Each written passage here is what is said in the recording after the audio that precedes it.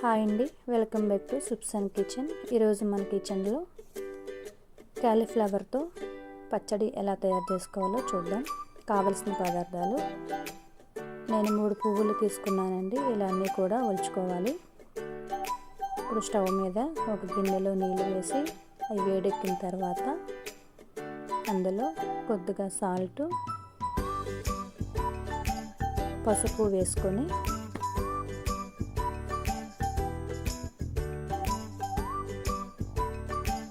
కలుపుకోవాలి. ఆ మరిగిన నీటిలో మనం ముందుగా రెడీ పెట్టుకున్న కాలీఫ్లవర్లన్నీ కూడా అందులో వేసి ఒకసారి తిప్పి వెంటనే తీసేయాలండి. అందులో ఏమైనా పురుగులు అలాంటివి ఉంటే పోతాయి. ఒక పళ్ళెంలోకి అయితే తీసుకుందాం. అవన్నీ కూడా ఇలాగ తడి లేకుండా ఆరబెట్టుకోవాలి ఒక 4 గంటల సేపు. ఇప్పుడు వీటిని మనము కొలుచుకుందాము. ఒక గిన్నెలోనికి నేను ఒక లోటా పెట్టుకొని కొలుచుకుంటున్నానండి. నాకు ఆ లోటాతోటి 12 లోటాలు అయ్యాయి.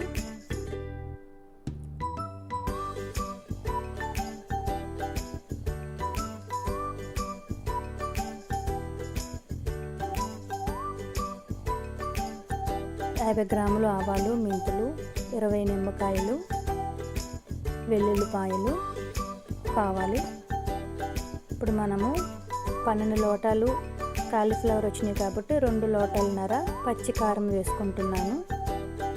కారం తక్కువ తినే వాళ్ళతో 2 లోటాలే వేసుకోండి. అలాగే 1 స్పూను పసుపు కూడా వేసుకున్నాను. మెంతులు, ఆవాల పొడి అండి. మెంతులు దోరగా వేయించుకొని చల్లారిన తర్వాత మిక్సీ పట్టి వేసుకోవాలి. అలాగే అదే లోటాతోటి కొలుచుకున్నాను. లోటన్నర ఉప్పు వేసానండి. ఇప్పుడు ఇదంతా కూడా మనం బాగా కలుపుకోవాలి.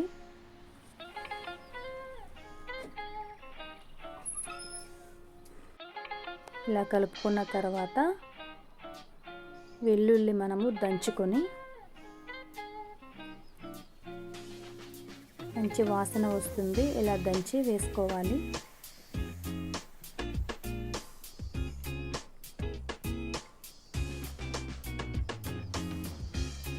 ఇప్పుడు పల్లి నూనె కూడా మనము ఇందులో వేసుకుందాము.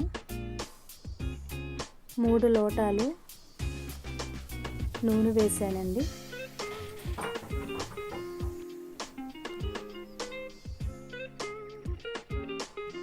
మూడు లోటాలు నూనె వేసుకున్న తర్వాత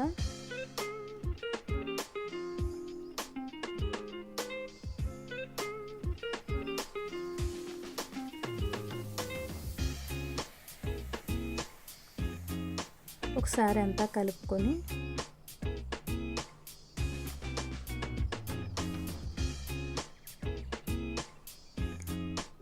నాకు ఈ పచ్చడికి 20 కాయల నిమ్మరసం పట్టిందండి.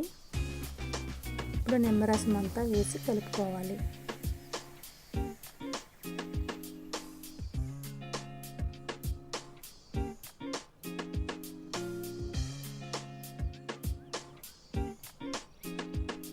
కొంచెం ఉప్పు పడుతుందని మళ్ళీ కొంచెం ఉప్పు వేసాను. ఇలా అంతా కలుపుకున్న తర్వాత దీన్ని అంతా ఇలా సరిచేసి మూత పెట్టుకుందాము. 3 రోజుల తర్వాత ఇది ఎలాగుందో చూద్దాం. ఇప్పుడు దీన్ని మనం మూత పెట్టేద్దాం. 3 రోజుల తర్వాత చూసారా ఆయిల్ ఎలా తేలిందో. దీని అంతా కూడా బాగా కలుపుకోవాలి. నేనైతే వేసుకున్నవన్నీ కూడా కరెక్ట్గా నాకు సరిపోయాయి. టేస్ట్ అయితే చాలా బాగుందండి. నేను చేసే పద్ధతి ఇది. మీకు గనక నచ్చినట్లయితే లైక్ చేయండి, షేర్ చేయండి, సబ్స్క్రైబ్ చేయండి.